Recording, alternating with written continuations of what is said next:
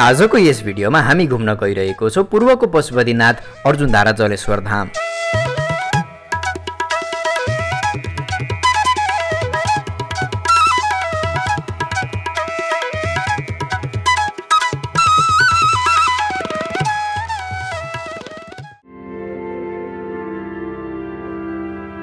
So guys अब चाहिँ हामी अर्जुनधारा मन्दिरतर्फ जानेवाला छौँ अनि हाम्रो अस्तिदेखि जानेवाला प्लान थियो, अलिकति भ्याइरहेको थिएनौँ। आज चाहिँ हामी जानेवाला छौँ। त्यहाँनिर एकदम भव्य भइरहेको रहेछ। ले चाहिँ के कस्तो छ हामी जान्छौँ, रमाइलो गर्छौँ, तपाईँलाई पनि देखाउनेवाला छौँ। So see you guys there.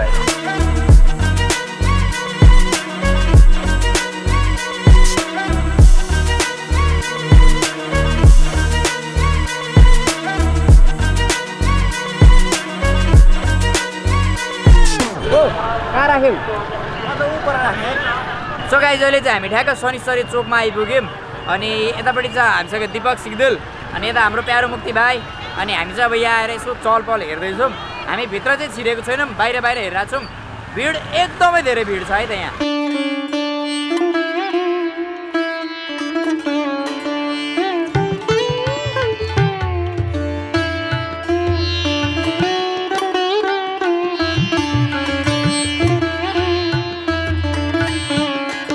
Arjundhara मन्दिरतर्फ प्रस्थान गर्दै गर्दा हाम्रो दृश्यमा आएका सयौं व्यक्ति कयौं धुनमा थिए।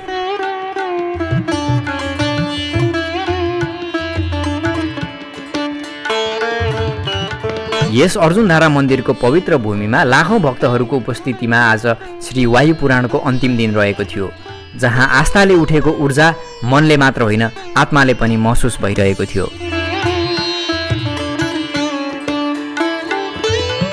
यहाँ हाम्रो यो वर्ष दिने पर्व बाला चतुर्दशीको दिन यहाँ हाम्रा आरोग्य पशुपतिनाथ पूर्वका पशुपतिनाथमा आज बाला चतुर्दशीको दिन अघिल्लो दिन सन्ध्याकालीन दीपज्योतिमा हामी भव्य सारा मेचीदेखि महाकालीसम्मकै जनताहरू भेला भएर भव्य सन्ध्याकालीन बत्ती प्रज्वलन गरिरहेछ।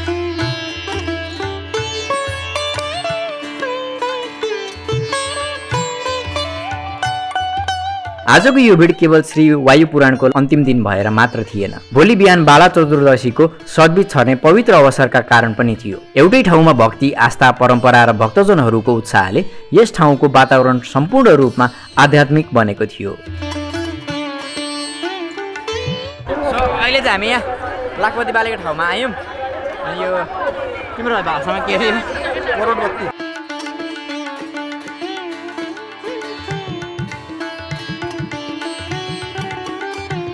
आजको दृश्य साथै यहाँको पवित्र ऊर्जालाई साथमा लिएर हामी यस भिडियोबाट बिदा हुन चाहन्छौँ।